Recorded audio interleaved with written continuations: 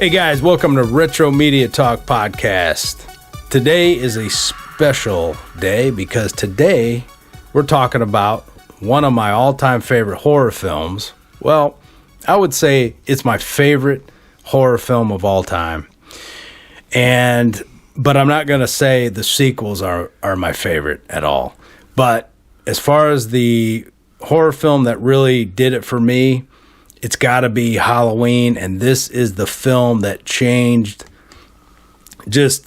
It turned me on to horror from the very beginning. Okay, Halloween is the ultimate Halloween movie. It encompasses everything the holiday is. The feel, the atmosphere.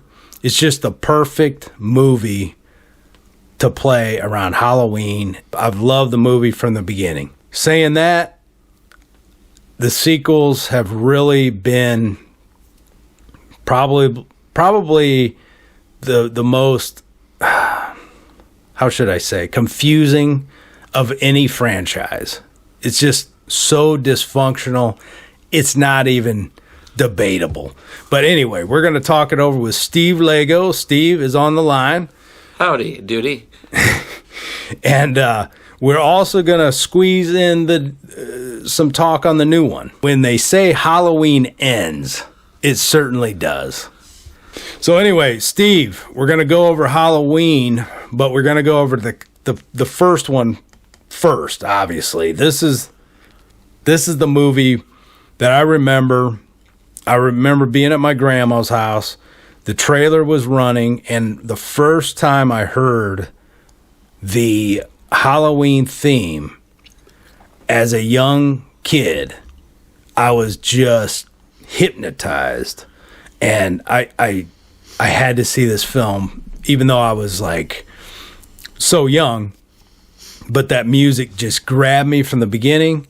And anytime somebody hears that sound, they know what it is. Right. Absolutely. I mean, it's the most iconic soundtrack to any horror film. Now, I don't remember the first time I saw the film, but do you remember when they first broadcast it on regular TV? They did Halloween on TV, and they used to run a little scrolling banner on the bottom, and it used to warn people that this film contains very suspenseful or whatever material, graphic violence, and viewer discretion is advised. They would run that all the time. I do remember something like that. Yeah. Yeah, and they actually did a television cut of the film. They cut some stuff and they added some stuff. I mean, obviously they had to cut out a few things, some of the graphic violence and all the penetration. Obviously the boob scene that but they edited it. I don't know. I mean, what they did is they made it look like his mask obscured the view. Like they did something. I remember that specifically. Do you? You're talking about when he was like a little kid killing his sister, right? Well, no, that scene, but then the scene with PJ Souls when she was laying in bed and dropped her, when he was in the sheet and the glasses. Yeah, but I do remember that when it was on TV, the TV cut or whatever it was, they did something so that like normally what he was seeing out of his eye holes, it didn't. I don't know if they took out some frames or something, but it made it so that you didn't see his sister's boobs. Yeah, I do remember that. I kind of remember that too. Yeah, so they did a television cut of Halloween, an extended version. They actually put that on DVD later, and then they did one. They also had a television version of Halloween 2. That was on there because I remember watching Halloween 2 on regular TV, and I'm like, I saw scenes I never seen before. Just like in Halloween 1, because there was a scene with Michael Myers as a young kid in the asylum or in the whatever. I don't know if it was juvenile detention or something. There was a scene in there that was not in the regular film, theatrical, that they added in later. So it's quite interesting to watch, two versions get a little extra, in there. But that would be cool. I'd like to see that, actually. Halloween 1 was one of the most successful independent films of all time. It cost $330,000 to make. It made what did it make? The first I just saw that it made 47 million, which would be the equivalent of 150 million in 2008, making it one of the most successful independent films of all time. Yeah, and for some reason I got 70 million, so I don't know. I don't know which one's more accurate, but 320,000 and what'd you say? 50 million? 47 million. What are you looking on? 100 IMDb. Oh, okay. Well, I don't know which one's right. I think I was at Wikipedia, so it could be screwed up. Wikipedia, and people can do edits on, I think. Yeah, IMDb that's true as well. So, and John Carpenter, he was paid $10,000 to make this film. They just wanted a story about a killer killing babysitters, and so he wrote, directed, and scored the whole film for $10,000 with his girlfriend at the time, Deborah Hill. I was going to ask. Yeah, I saw Deborah Hill was listed. I wonder if so. She probably didn't get jack squat.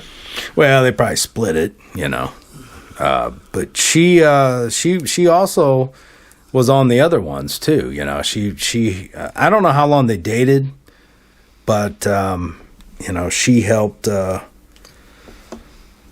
I think they wrote the second one also, Halloween 2, but John Carpenter did not direct that. That's what was confusing to a lot of people, because later on it took me later on to realize John Carpenter did not direct Halloween 2, because I just did not pay attention to the credits. But it was written by John Carpenter and Deborah Hill, the second one. And it was directed by Rick Rosenthal. And that was his debut director job. Yeah. Now, Rick... That's usually the kiss of death for a movie, right? When you have some directorial debut. Well, actually, that was his best work. Because if you look at some of his other movies... The only one that stands out is like Bad Boys from 1983 with Sean Penn. That was a good movie. The movie that he did later in the Halloween, he did another Halloween movie later, and that was Halloween Resurrection. In my opinion, that was one of the worst ones, and that was disappointing. I love Halloween 2. Rick Rosenthal didn't want to put a bunch of nudity and gore in there. And John Carpenter actually, which was surprising because I did not know that, because of that's one of the appealing aspects to Halloween 1. It was basically the atmosphere suspense of it. They didn't have to put in a bunch of gore. It was right. It was almost goreless. I mean, there was like no blood, hardly at all in that movie. Yeah, virtually no penetration. Yeah, virtually. and the thing is, you didn't need it. That movie it was awesome the way it was. But see, the 80s hit and Friday the 13th changed everything.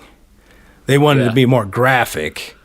And so John Carpenter said, oh man, horror's changing and everything. Rick Rosenthal, I guess they battled a little bit, argued about it, but Carpenter wanted a little bit more gore in there. For 2. So 2 is a little more graphic, obviously, than Halloween 1. That's the reason for that. But Halloween 2 was very successful. It made over $25 million, I think, at the box office, if the information was correct, on a $2.5 million budget. So it did really well. Not as good as the first one, though. No, but it, as far as the sequel goes, it did really good, and it opened in 1981, October 30th, 1981. This guy, Rick Rosenthal, He also directed 7 episodes of Smallville, and but his movies were lackluster. But you know that's cool. Whatever. The one thing they did discuss though in Halloween 2, which I thought was kind of interesting, is Deborah Hill and John Carpenter wanted to make it into film it in 3D, but it was too expensive to do. I thought that was kind of interesting, but that would have beat Friday the 13th in 3D. You know, they would have beat that. But that was pretty cool. As I was watching Halloween a few weeks ago, I watched it. I didn't watch it this week, but a couple weeks ago I watched it. I think that I think the movie would have been even more creepier if it would have been shot in black and white. Oh yeah. But you wouldn't be able to see the mask in white though. You know, that's the only problem. But I see your point. It would be cool to have 2 versions. But I love how the mask kind of glows from the darkness. You know. Yeah. That's one thing that they don't do in these sequels enough. One of the comparisons of the movie was like Jaws. You didn't see him much, right? Right. He would just kind of, appear from the shadows until the end, for the most part. Mm-hmm. And that's what I liked about it, man. He was just kind of like, oh man, he's creepy, just hanging in the shadows. And then you'd see his mask kind of glowing from the moonlight, and then boom, that was awesome. That creeped me out when I was a young kid. But so what was your feelings watching the film on Blu-ray? I actually didn't watch this one on Blu-ray. Oh, okay. I thought you got it on Blu-ray. Sorry. No, I was him-hawing around about whether I was just going to buy the Shout Factory version, or they have a bunch of other versions. So I didn't decide on a version yet. Yeah. I'm still going to buy it, and I'll probably buy the Shout Factory one. But I watched it on, I don't know if it was Paramount or something. So, okay. It was probably HD then. Obviously. Yeah. The print looked pretty good. Yeah. Better than you would expect from a 78 movie. $320,000 film. Yeah. Yeah. I mean, I didn't honestly. I didn't really get the feel of a low-budget movie, and that's a low-budget movie. I know. I really didn't feel. I mean, I've seen some low-budget movies, like last week's movie, Chainsaw Massacre. Yeah. The difference in quality, right, is so different. I mean, it makes Chainsaw Massacre look like something that 2 kids shot with the camcorder in the woods or something. I mean, it's completely different level of filmmaking for that budget. So I didn't get the feel I was watching a cheap movie, and I think it looked pretty good picture wise, and it definitely holds up too. And it still creeps me out. Like watching it by yourself. You're like. Especially when that music starts playing, it's a little creepy. What's your favorite scene in Halloween? You have one? I like the build-up scenes where he's just he's in Haddonfield the day before, during the day, and he's like standing out there across the street, and he's when she sees him just standing there with just creep. That's better than for me, it's better than when it gets to the climax where he's hunting her down, that because it was just more creepy. So I actually liked that those scenes better actually, but it's hard to pick out a favorite scene in this movie. I mean, I like the build up more than I do, because the build up's what makes the end of the movie even more terrifying, right? Oh, yeah. I mean, my favorite scene will always be the closet scene. That's what I love about his moves. He's like a robot, like a killing machine. And that's what I always loved about the way he moved. I'm not going to say it's my all-time scariest horror film, but it's my all-time favorite, just because I grew up just loving that film. Right. and the mask and the whole atmosphere of it being on Halloween and everything. And if you were going to create a character that looked like the boogeyman, I mean, that mask is perfection, in my opinion. And what I hate about Halloween, though, and we could just go on with that, is the way they changed the mask in every film. And that's what really pisses me off. It always has pissed me off. But man, really? You couldn't make it at least on par with, the other masks? Or the original mask, In 2, it was the closest one to the original. But then when you get into 4, 5, 6, every movie had a different mask, It's just like, what the hell, man? But we covered this before, that the Halloween mask was based on a William Shatner mask that they painted white, which I'm surprised, I'm surprised Shatner didn't get pissed off about that. Or did he like it, I don't know. Have you ever heard... No, I mean... Heard anything about that? Did he like being Michael Myers? I wish I'd have thought about that because I went and saw Shatner. Was it 2 years ago? Oh shoot! You told me that. Yeah, he did. They did a screening of Wrath of Khan in the theater, and then he did a Q&A session, and you could submit your questions. Oh my gosh! Blah blah blah. That would have been a cool question. That would have been an awesome question, man. The other thing I love about Halloween 1 is the way John Carpenter filmed it. Just the filming of it was just awesome. The shots he took. I like that they don't show the eyes much, just glimpses of the eyes until basically the end. But most of the time it's just total darkness kind of in there, and that's what makes it more scary. What I had a problem with the other Halloweens is they showed his eyes too much, and I don't want to see his eyes. I don't know, something about that. I always liked just seeing like hollow black holes. That's what I like. Oh my god, it's driving me nuts. Is it Michael calling you? Yeah. Yeah, that's my ringtone, man. Hey guys, this is Steve Montgomery from Retro Media Talk Podcast. I'm an independent media composer and musician, and I want to tell you about my latest dark mood album, Slasher. You can find it on Bandcamp, CD Baby, Amazon, Spotify, and more. If you go to Bandcamp, just do a search for Dark Mood, all one word. Now go get scared. Have you seen... Which Halloween films have you seen? Have you seen most of them? Or I have seen... So how many is there total? Let's think about that. Well, I've got my list. I can go down. Yeah, go down the list there, and I'll tell you. I'll stop you where I've seen what and where. Okay. Well, I'll just do my order of what I like the best. So we got Halloween 1. Yes. Halloween 2. Yes.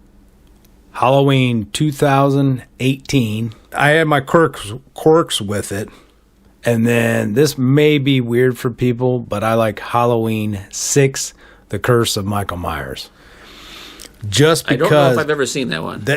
Yeah, it went kind of weird. Like, it was like this cult in the town. I mean, because you have to explain why the dude never dies. Because he was just a regular guy. Somehow he survives 6 gunshots. But then in Halloween 2, he gets his eyes shot out.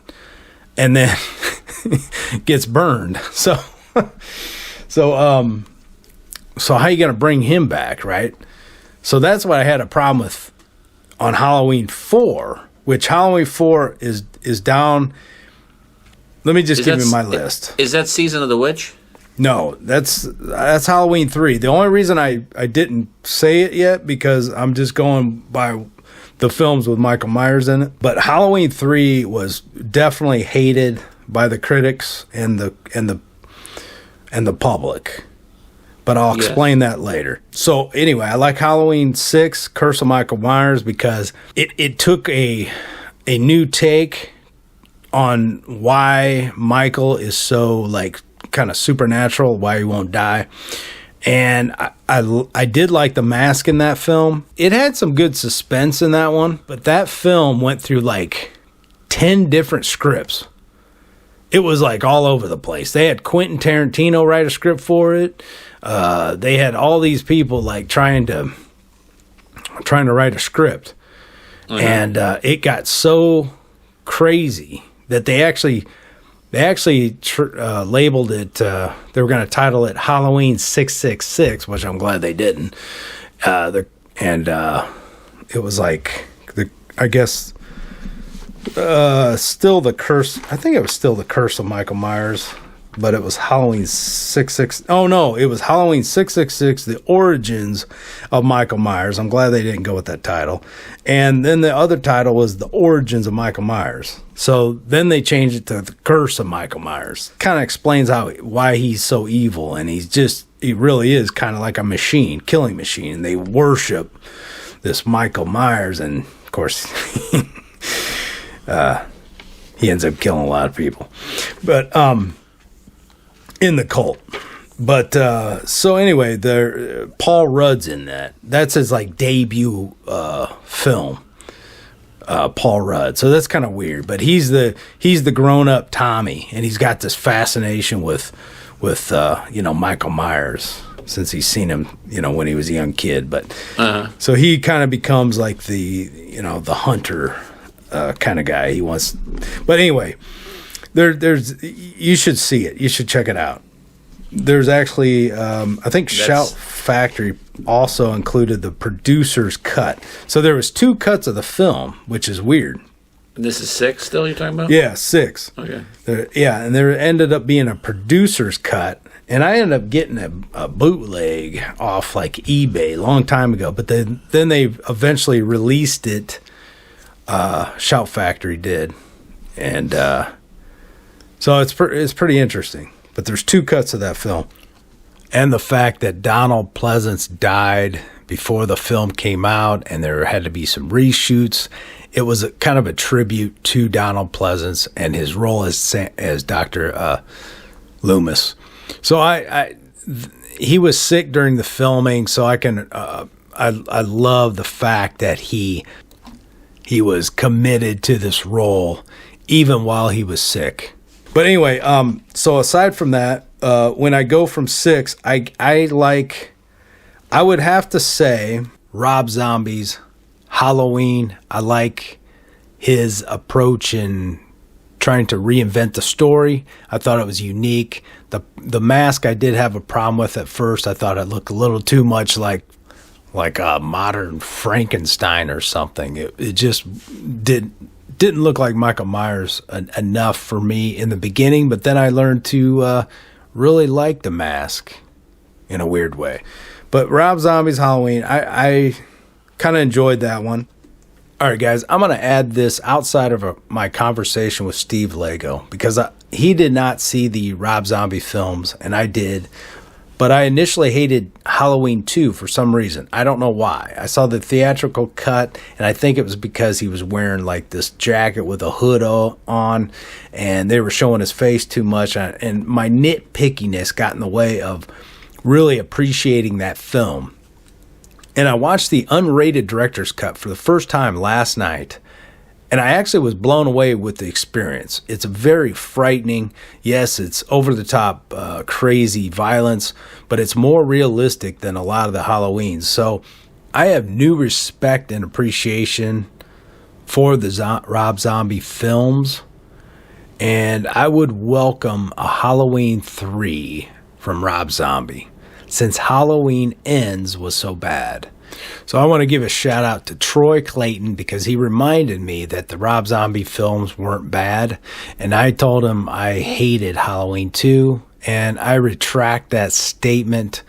I totally recommend watching the unrated director's cut, which adds like 14 minutes to it. So check it out. So then I go 4 and 5. Now, the reason I didn't like 4 and 5 that much, like more than the other ones, is because 4, it just wasn't a really good Michael Myers mask at all. And 5, the mask I didn't like at all. They're okay movies, but they're not like, they're not great. Halloween H2O was the next one on my list, which I hated the mask. I literally hated the mask. It was directed by Steve Miner, who did Friday the 13th Part 2 and Friday the 13th Part 3, so I do like him as a director. And H2O, dude, it was like the most successful movie Halloween in the franchise besides the new, or when they did Halloween 2018. That version. I don't know how. Well, you know why? Because in that movie, there was a lot of stars in that. Remember? It was, you're right. LL Cool J, and there was quite a few. There was a handful of famous people in there. Right. Yeah, that's true. But I didn't like the fact, she moved to California, and then he followed her and all that crap. But then she cuts his head off in the end. I mean, come on now. I actually saw it in the theater, but I don't remember anything about it. But the mask was one of the worst ones ever because his eye holes were so big. It was just ridiculous. This is a tough one. To complete my list, I can't decide if Halloween Ends is worse than Halloween Kills. Halloween Kills is worse than Halloween Ends. Because I laughed so hard at how bad Halloween Kills was, because it was more like a comedy to me. I'll go ahead and say Halloween Kills, then Halloween Ends, and then congratulations, the one with Busta Rhymes still is crowned the worst Halloween in the series to me. So Halloween Resurrection still is the worst Halloween for my taste. And then Halloween Ends, that's where we could go for right now. And I could just tell you, since you fell asleep halfway through, right? Mm-hmm. not because I was bored. Like I ate too many tacos. I think I told you that. And then I sat down and got a little sleepy. And, I don't want to give the ending away, okay? Because a lot of people haven't seen it. You haven't seen the ending. But let me just tell you, right off the bat, I hated the movie, okay? I thought they really dropped the ball on Halloween Ends. It was a cross between, Michael Myers living in the sewers like It, the clown, and then moving like Joe Biden. I mean, just. Well, I wanted to talk about I wanted to talk about that, right? Because, well, first of all, he was burnt up in the basement, right? Yeah. And then didn't he get like beat up in the previous movie pretty bad? Yeah.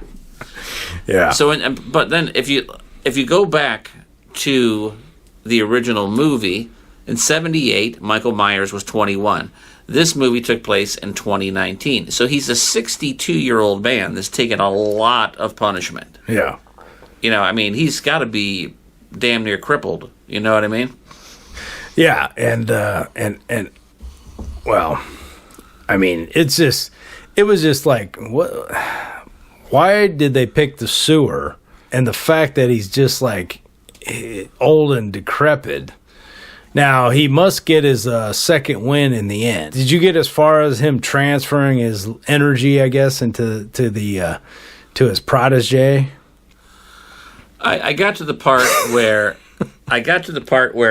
the kid gets into the sewer. Yeah. Right, and Michael grabs him by the throat, and then he gets away. Yeah. And then he goes back.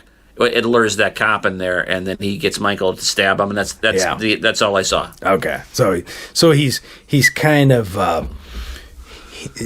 I call him Michael Myers, intern or something. It's like his intern, and the way I see the movie going in the beginning, when that was happening, I'm like, oh great, what's this guy going to be the new Michael Myers?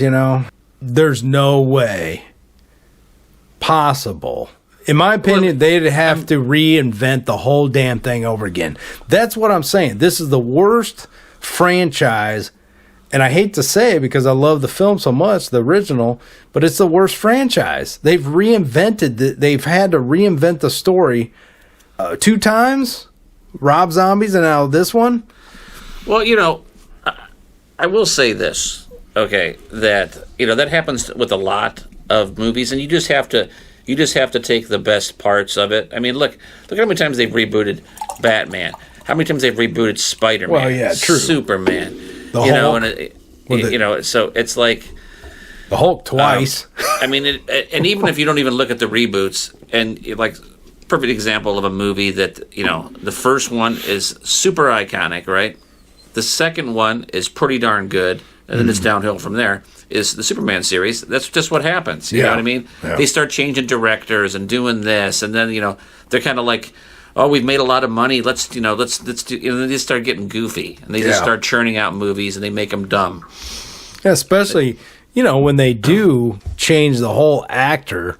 I mean, they had 2 Hulks. They had 3 Supermans, right? I mean, obviously Christopher Reeves is the original, but they've had 2 Supermans past him, right? And then 2 Hulks, and these movies aren't that far apart. That's what's weird. And then how many Spider-Mans? 3. There's been 3. Yeah, 3 Spider. It's hard to keep track. It's nuts.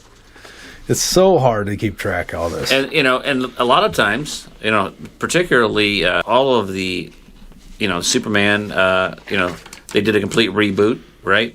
Yeah. Spider-Man, they did a complete reboot. True. Batman, they did a complete reboot. Yeah, so they do a reboot, and sometimes they get the reboot right, but most of the times they don't.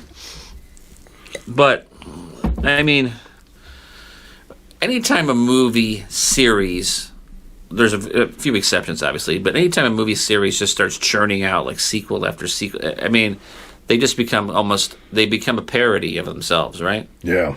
They just get comical. The only really franchise that hasn't gotten that way is like Bond, and they've changed actors and stuff like that, but they've pretty much been pretty consistent on the storylines and stuff like that. But anytime, they start churning out tons and tons and tons of movies from one particular property, it always ends up just getting to a point where you're like, do they need to make another one?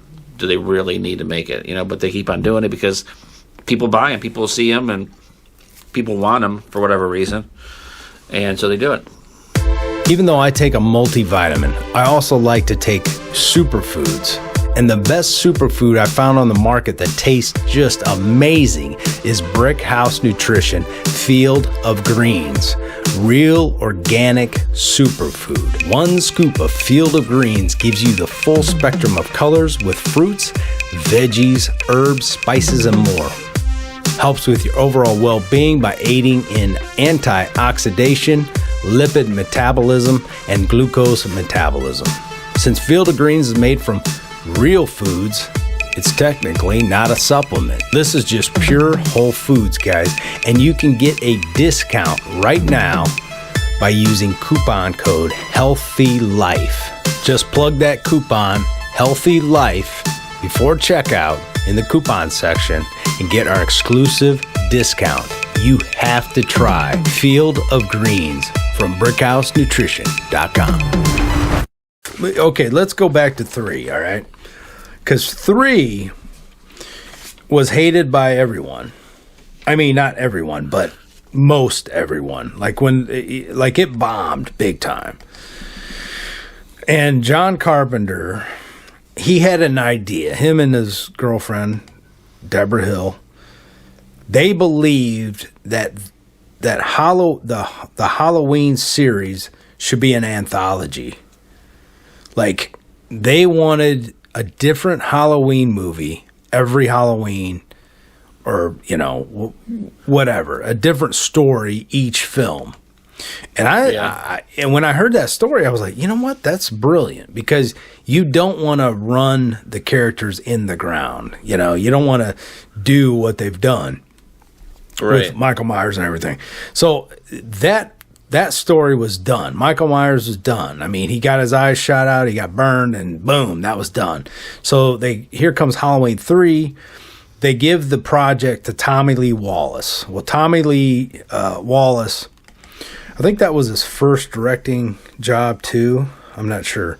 But he was like the art guy or something on the first one. And he had a bunch of, I don't know, he's involved in the first one.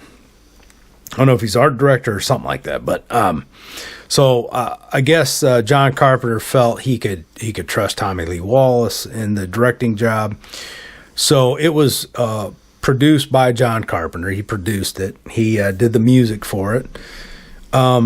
He didn't write it, though. He let Tommy Lee Wallace write the film. And it had a budget like $2.5 million, gross 14.4. So it wasn't a total loss, but it was the worst performing Halloween film of all time. but it has gained a lot of, I will say it, cult status because it was unique. It was do you remember it? It was about the masks that kill the kids. Right. And it was about this toy manufacturer that had a plot to kill these kids with the silver shamrock masks that they would promote all these kids to wear in front of the television set at a certain time. And that would send a signal to the kids wearing the mask, and the mask would essentially kill the kids in a pretty shocking way. But I did like the story. I really did. Even though it was hated and there was no Michael Myers. But I liked the story. And when I knew early on about what John Carpenter said, I said, hey, this is a great idea. A different Halloween movie with a different story would be cool.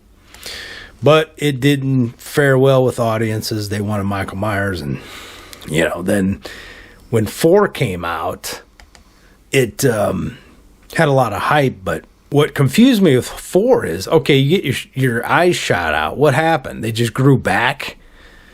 And that's what I really had a problem with. Because I told you in a previous podcast, we had talked, and I had started writing a script for a new Halloween movie after 2. And it was basically going to continue with his eyes being shot out, and he was just a basically killing machine that could sense his whereabouts, didn't need eyes.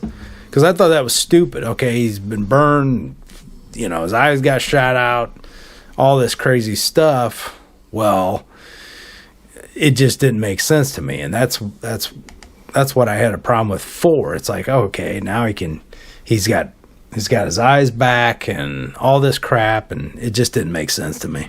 I mean, you believe all the other stuff in the movies. Why can't you believe that he can, his eyes grew back? Or I don't know. I mean, the only part of those movies that are salvageable is Donald Pleasance, because I like Donald Pleasance, and he's just a great actor. I mean, as bad as those movies are, like 4 and 5, he makes them kind of believable in a way. Just I don't know if it's his accent or what. He's just kind of. He just seems like a cool guy. Well, he's kind of creepy in himself in a way. There's something creepy about him. Donald Pleasance? Yes. What is it? I don't know. It's just I think something with his eyes are kind of creepy. He looks like he could be insane. Honestly. Well, he's been in a lot of early. I mean, he's been in a lot of movies back in the day. And he was in a movie recently that I mean, not recently, obviously. I mean, a movie I saw recently, and it was from the early 70s. I'm trying to remember what it was. I was like, that's freaking Donald Pleasance. It was in some other horror film, and I was like, and he was younger, obviously. He was a young guy, and And I wish I could remember the title of it. I saw 1, 2, and 3. Yeah. And then I don't really think that I saw another Halloween movie again until H2O came out, and I went and saw that at the theater. Okay. But do you remember that one at all? Yeah, I do remember that one. Did you like it when you left? Do you remember? I just thought it was okay. I Yeah. mean, it wasn't that memorable, honestly. To be, Yeah. I mean, it entertained me when I saw it, but I don't remember what it's about now, honestly. Yeah. I do remember though, like I said, that there was a couple bigger stars in it. If I remember correctly, also too, it was a little bit. There was a little bit of comedy in there. If they would have got the mask right, I probably would have liked it a lot better. I'm just so damn picky with that mask. Yeah, you're a little bit overboard with it. I am. And the walk and everything. And you really can't judge the walk from the more recent movies. And I can, like I said before, is because he's in his 60s, dude. I mean, well, yeah, you don't walk the same 40 years after. I mean, especially if your joints have taken a beating. So you got to give him a pass on that. So Donald Pleasance was in THX 1138. Yes. Yeah. Yes. That's a really good film. But that wasn't the one I was thinking of. Oh yeah, remember he was in Escape from New York also. Yes, he was the president, right? Yeah. That was a great film. Yeah, he was also there was another big movie that he was in. He didn't have like a giant role, but he's been in like a really big movie, and I can't think of what it is at the top of my head here. Let me see this little discography real quick. I mean, he's got a ton it might movies. have been before Halloween. Mm-hmm. I'm thinking of, but he's been in so many damn movies. I didn't realize how many movies he actually been in. But he's been in a ton. Yeah, because he was a big like 60s, 70s guy. Oh yeah. Maybe he was in Fantastic Voyage, which I loved as a kid. Yes, that was a great film. Yeah, and obviously I remember him. He was in The Outer Limits, so that's like the 60s. But one of my all-time favorite. I don't know. I guess it's like a TV series. Mm-hmm. It was a mini-series back in the 70s. Was called Centennial, and he was in that as well. Okay. He played a real dirtbag in that. But yeah, he usually plays like oddball type people. Yeah. Yeah, because the movie I'm thinking about that I was watching is called Wake. It's called Wake in Fright. It's from 1971. And it says, after a bad gambling bet, a school teacher is marooned in a town full of crazy, drunk, violent men who threaten to make him just as crazy, drunk, and violent. It was on that Shudder channel. I started watching it one night, and he's in it. That's the movie I was talking about. And I never heard of it. No, I never either. He was also in Escape to Witch Mountain, which I do remember. Yes, Escape to Witch Mountain, yep. I seen that a long time ago. He was also in Sgt. Pepper's Lonely Hearts Club Band. Yeah, and I was like, what did he do in that one? I don't even remember. He was B.D. Brockhurst, whatever that is. But yeah, he was in that miniseries Centennial. He was in 1, 2, 3, 4, 5. He was in 5 episodes of that. He was in Dracula. I didn't know he was in Dracula. Which Dracula? 1979 one. That was one of my favorite ones. With Langella. Wait, Langella. Langella? Yeah, that one was pretty good. I remember watching that one, yeah. Yeah, I really liked that one.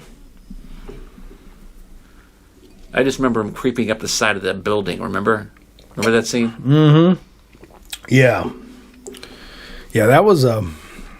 Did you like this? Did you like... Now we're off topic talking about Dracula. What'd you think of the Bram Stoker's one? I I saw that one in the theater too, and I just It was a wasn't long one. Yeah, I wasn't too impressed with it, honestly. Nah, the sets were cool, but I thought it was kind of boring at times.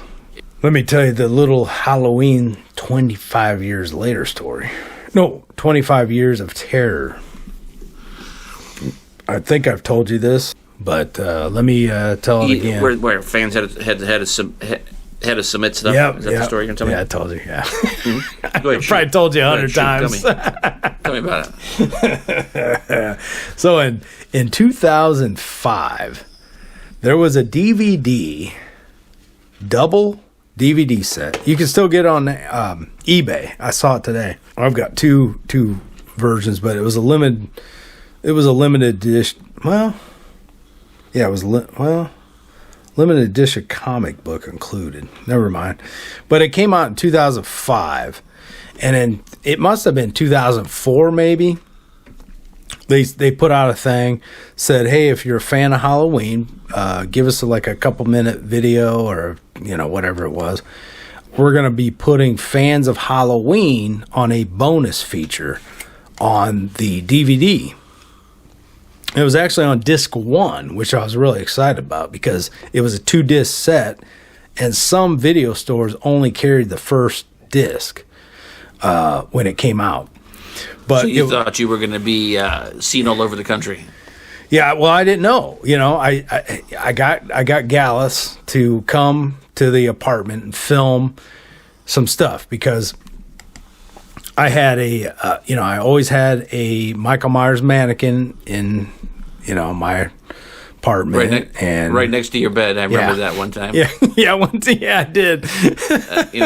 If you ever had a dry spell in your young years with women, that was probably why. Yeah, I had to move it eventually. But so it was in my bedroom. That was in the living room, and that probably gave them like a Jeffrey Dahmer type feel when they would come into your bedroom. I'm surprised any girls came back to my apartment. Yeah. Because it looked like a horror house. Yeah, and not horror house, but horror house. Yeah. I had movie posters, everything horror everywhere. But anyway, but yeah, you would think walking into it that I was some kind of psycho. But anyway, now in my house, it's in the basement. So it's no longer it used to be upstairs at the top of the stairs because I have the white, the spindles or whatever? Yeah, whatever. The handrail? Yeah, the handrails and stuff. But anyway, at the top, the Michael Myers would be in the corner when you walked up the stairs. But it gets hot up there in the summer. Uh-huh. And I had a Michael Myers mask that eventually melted, So it just started falling apart because of the heat up there. So I had to get it into a better climate, bought a better mask, and then now it's down in the basement. So I had the Michael Myers mannequin in my apartment. I had not as big as collection as I showed in the video, but because I used to have more. I used to have like all the Fangorias, every Halloween and all that stuff. I lost some stuff, but anyway, now my collection obviously is bigger. But in the video, it said in the video submission, send your pictures of your memorabilia from Halloween and everything in, and we'll see about putting it on the fans of Halloween.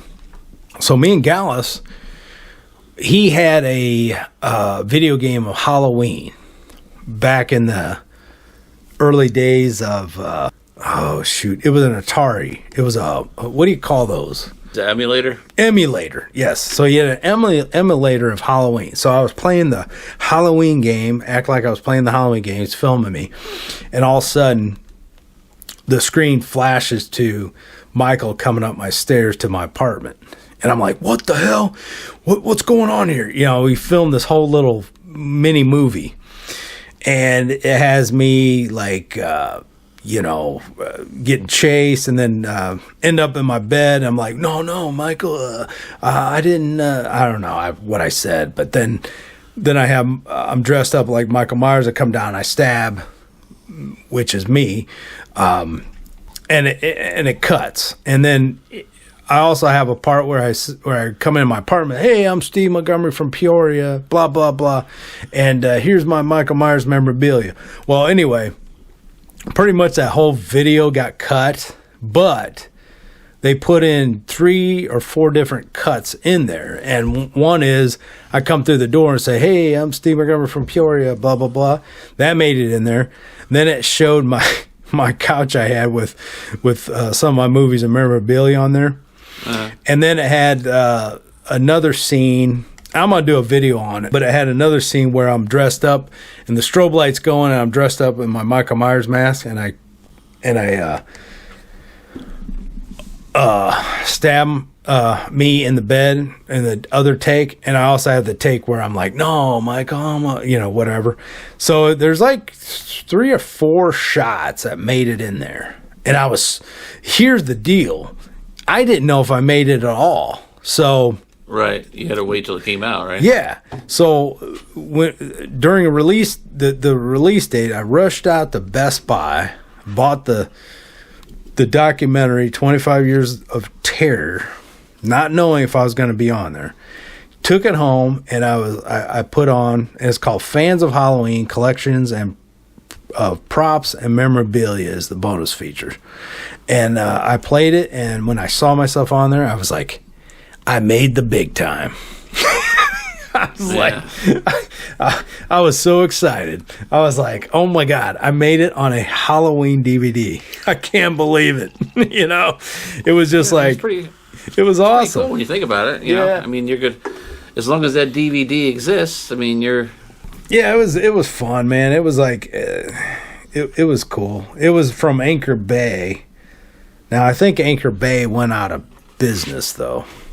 I think so. And that's too bad. Because they had some good...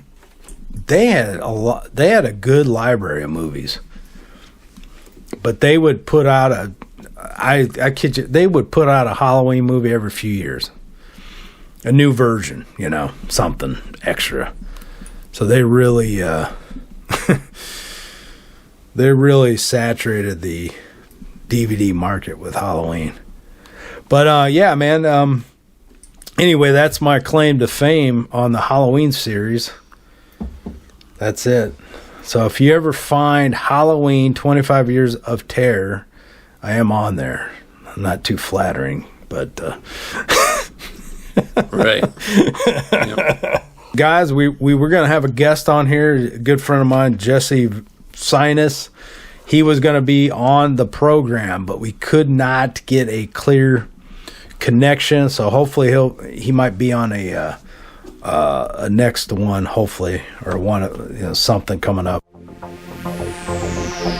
Hey guys, do you want the ultimate iodine supplement?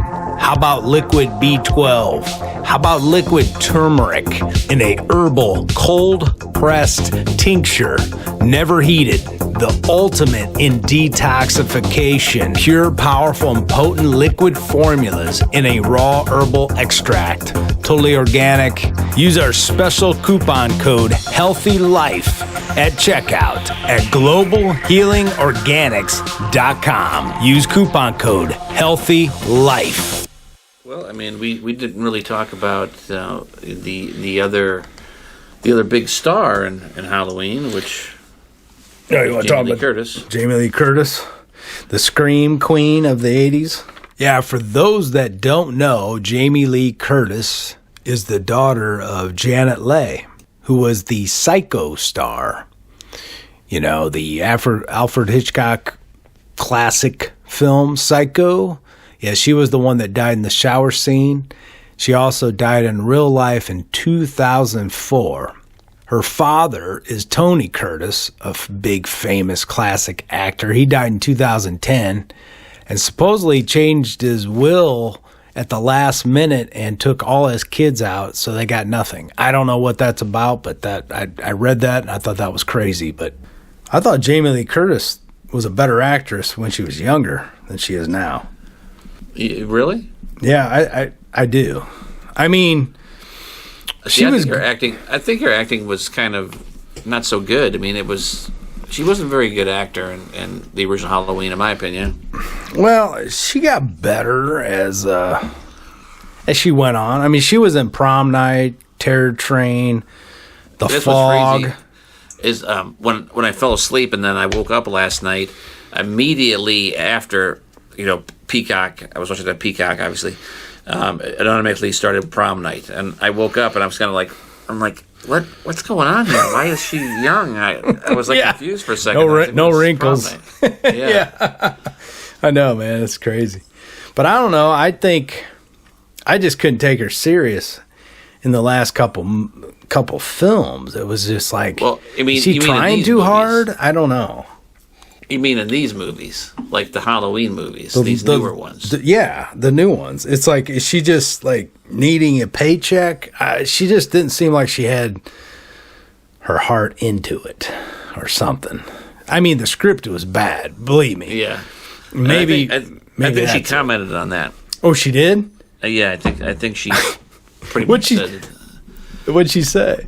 I don't remember exactly, but it was something to the effect that she didn't like the script. She didn't really like the script, and I don't want to misquote her or anything, but I think she had almost said that it was almost laughable. Maybe that's why it seemed like a comedy. Do you know who wrote the script for what the brand new one? Yeah, all three of these trilogies here. No, I never looked into it. Who wrote them? Okay. Well, he didn't write the whole thing. It was a what do you say it? It was a couple of them. But one of the writers, get this, Danny McBride. Do you know who Danny McBride is? Yeah, Eastbound and Down. Yeah, dude. Eastbound and Down, Vice Principals, a crap load of comedies. I mean, he's a funny guy. I mean, I like Danny McBride. And he's always been a huge Halloween fan. But him writing the script. Okay, I'll give him a pass on the first one, the 2008 teen one. But he had written it with Jeff Fradley. I don't know who that is. David Gordon Green. And David Gordon Green is the director of all three of these films. And I just don't like David Gordon Green that much, to be honest with you. I mean, he directed Eastbound and Down, which, comedies, he's great in, right? He did...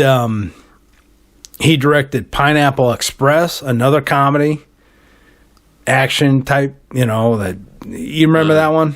Have you seen that one? Yeah. I have. All his stuff, The Sitter, Your Highness, I've never seen that one, but that was with, they must be best friends or something, because it's like Danny McBride all over the place, right? That he's directed. And then they decide, and then the other series was Red Oaks. All these are comedies, dude. He's no business doing horror, in my opinion. I don't know why. Yeah, they might be big fans, but I think that's what screwed it up, man. I mean, he's more of a comedy writer. Because the last two movies, for sure, I was kind of laughing at. I'm like, are you serious? This is stupid. That's my take on it. I just don't think this guy is good for horror at all. So I'm looking at the credits, right?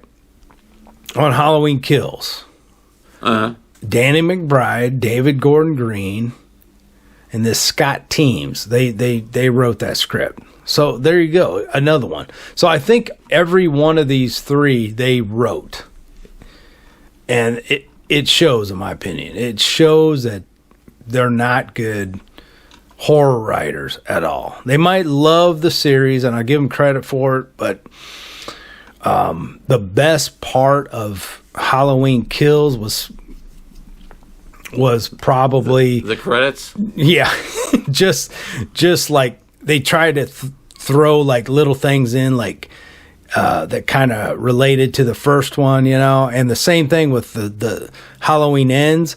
The best thing I could say about that was the flashbacks to the first one.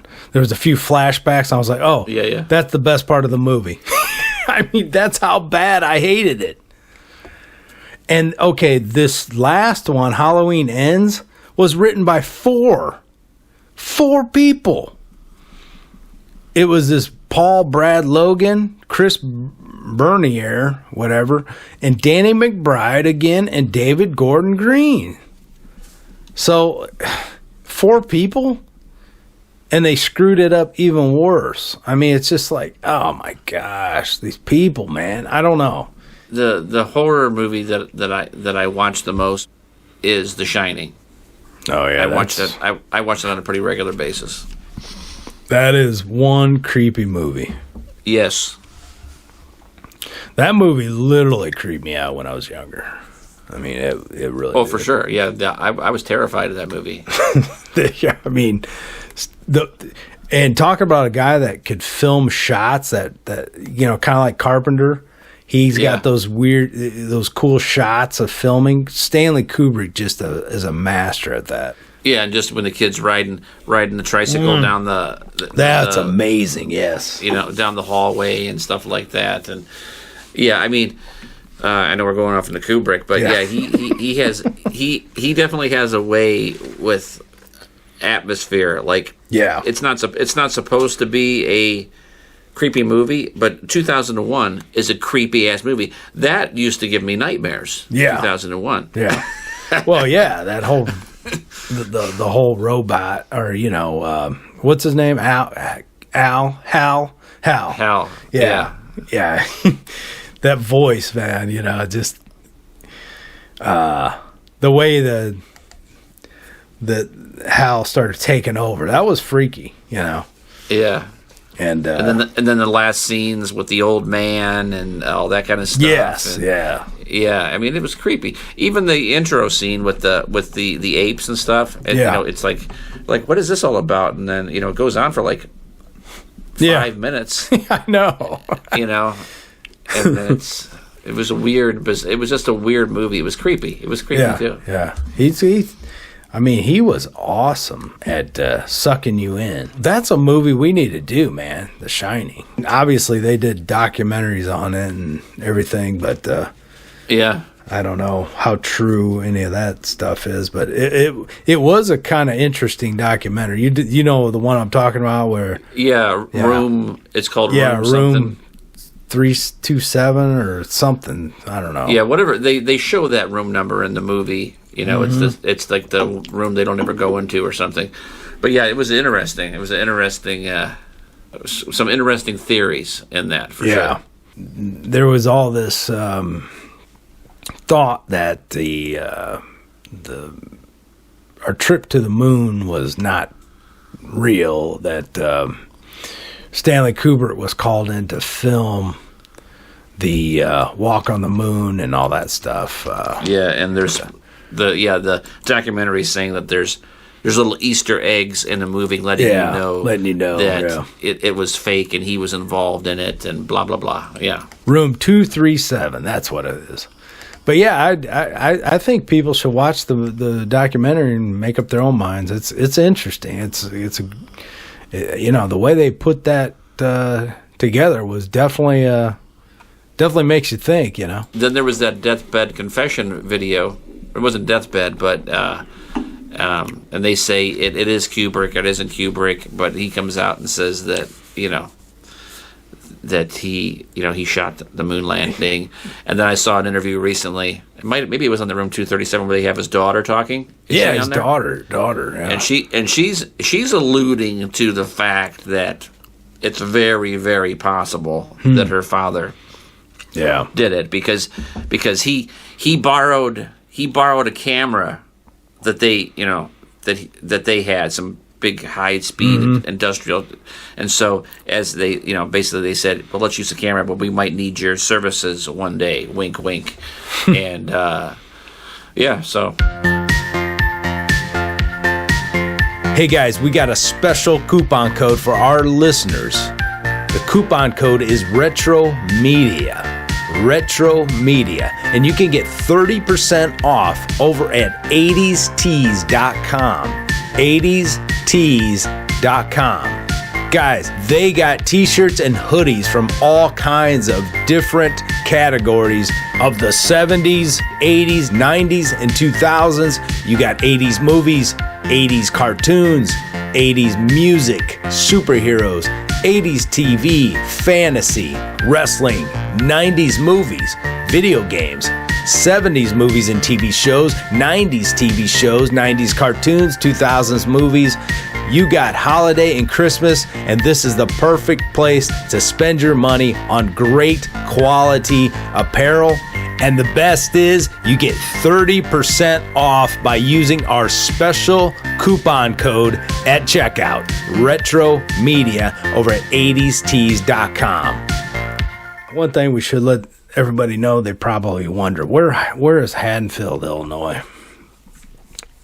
For some people, they probably never looked it up because it doesn't exist. Haddonfield was a made-up town that actually was from New Jersey, that Deborah Hill, I think she was from or something, or I don't know. It was basically Haddonfield, New Jersey, and they just put Haddonfield as Illinois. But you're such a Halloween geek, I bet you thought that you were going to someday travel there and check it out, weren't you? Oh, I used to look at the map all the time trying to find Haddonfield, Illinois, because you couldn't look it up. So I just went through every damn city. I got to find out where Haddonfield, Illinois is. And then when I found that out, I was pissed off. I was like, you sons of bitches. You couldn't just look at Illinois and pick up a town. You pick out a town. But, you know. Well, they probably couldn't. They probably didn't want to do that because sometimes movies like that can leave like a stigma. Like true. You know what I mean? So it's like they had to make up a phony town, I guess. Yeah. They would have had so many problems. Some Michael Myers, you know. Especially if they would have done if they would have done it like today. Yeah, it would be a circus in their town. True. You know, the other movies that scared me in the 70s was like Amityville Horror. I don't know if we mentioned that one before. That used to freak me out. Yeah, that's a scary one. I just watched that not too long ago.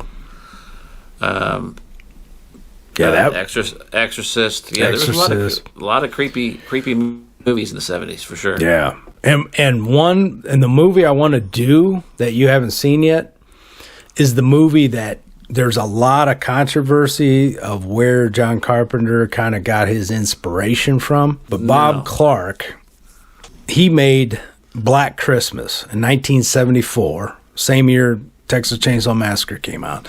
And it is a creepy ass movie. People say Black Christmas was the first, main slasher film. Bob Clark, once he did Black Christmas, he said he wasn't going to do horror again. And Black Christmas is just a great film, and it's another holiday film. So it is kind of suspicious that Black Christmas comes out. It's got a similar look to Halloween.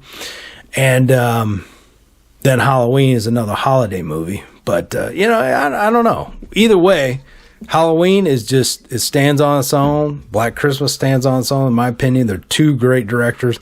Bob Clark, sadly, he got killed, but he released two other iconic movies that everybody knows, and it's Porky's, great 80s comedy, and A Christmas Story.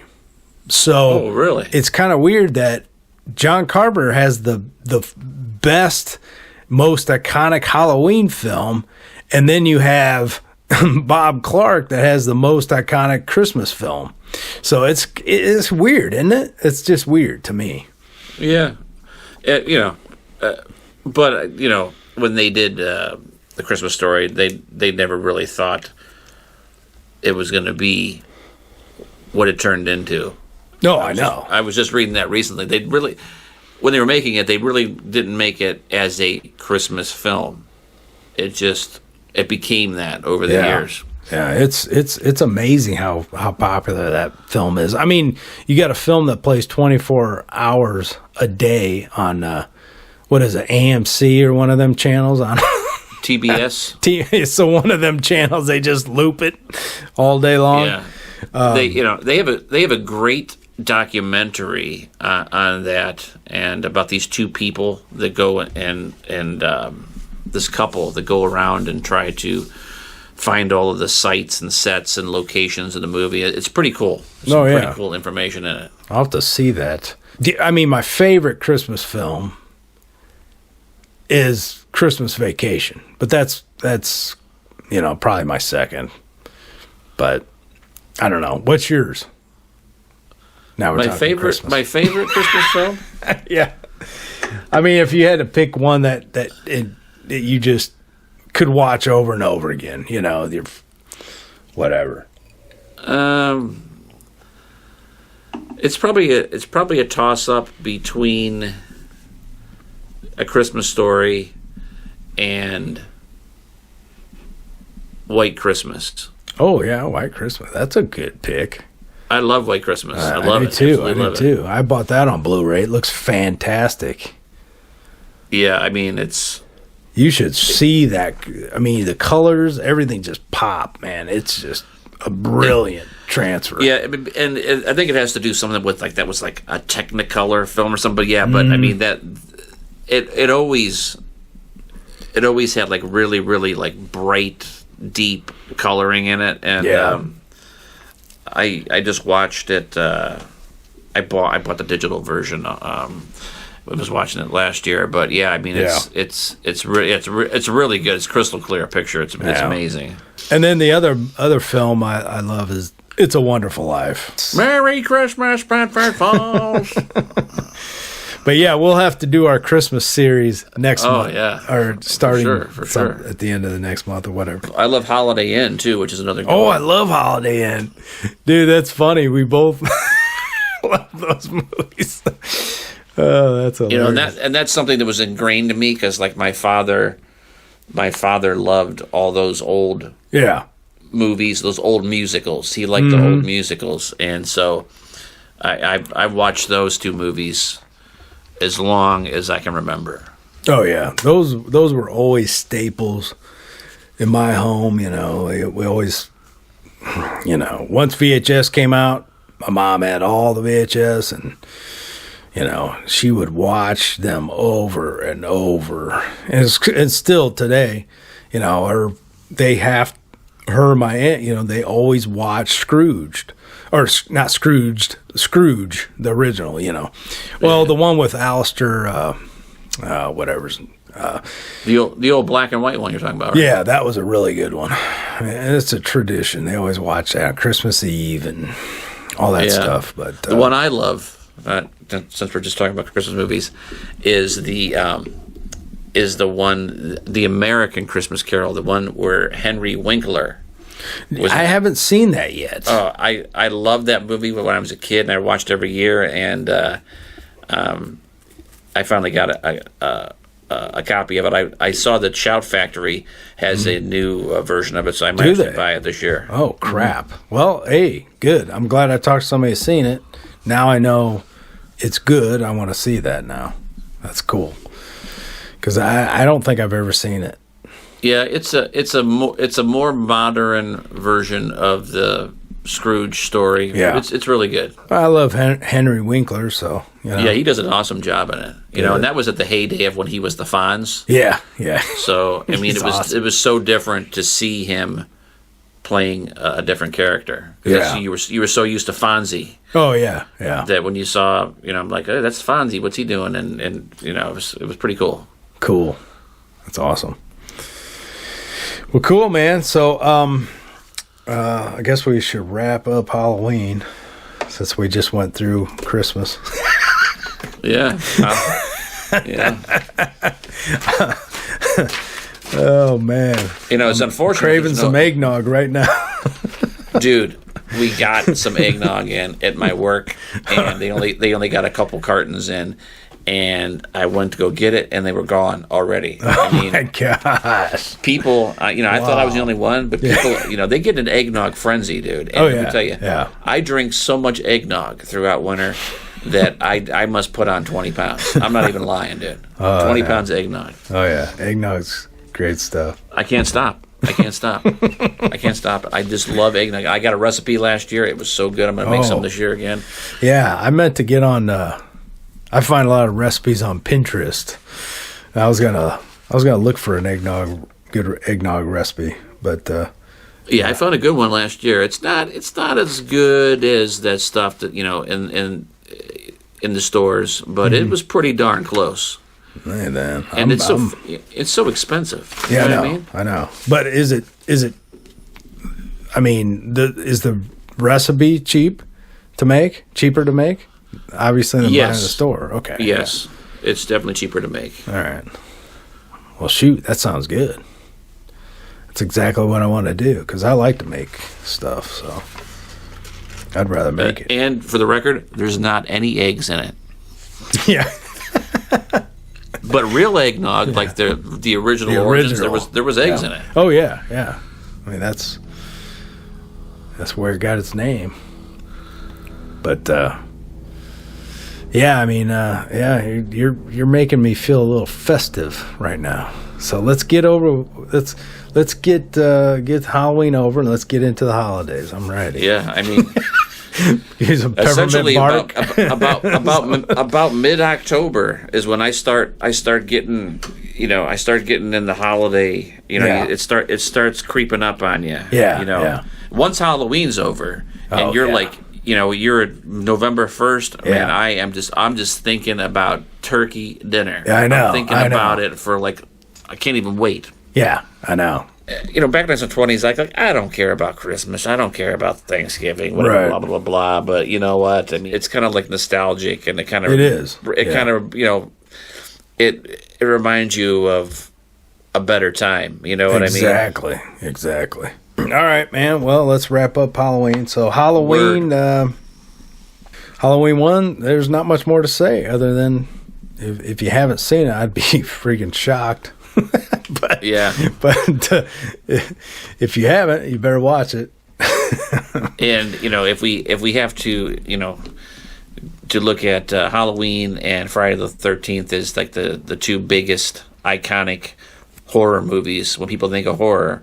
Mm-hmm. I mean those are the big two. There's no question about that. And Nightmare probably. Yeah, that's a distant third. You know what I mean? Oh. They're the top of the mountain. Three Michael iconic Myers and Jason.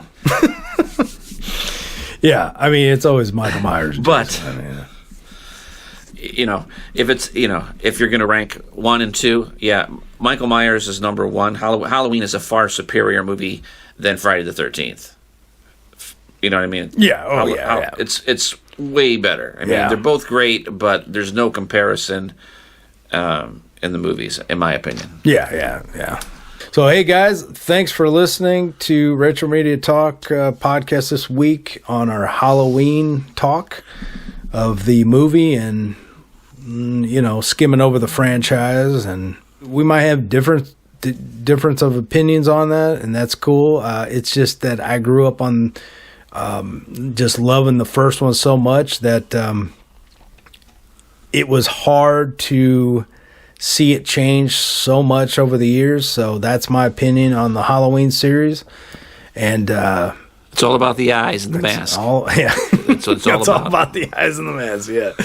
But anyway, guys, check us out on all the platforms. Download it, stream it, whatever you can do. We appreciate the support. Find us on YouTube with at Craze TV with a K. There's a playlist you can add to your favorites or whatever.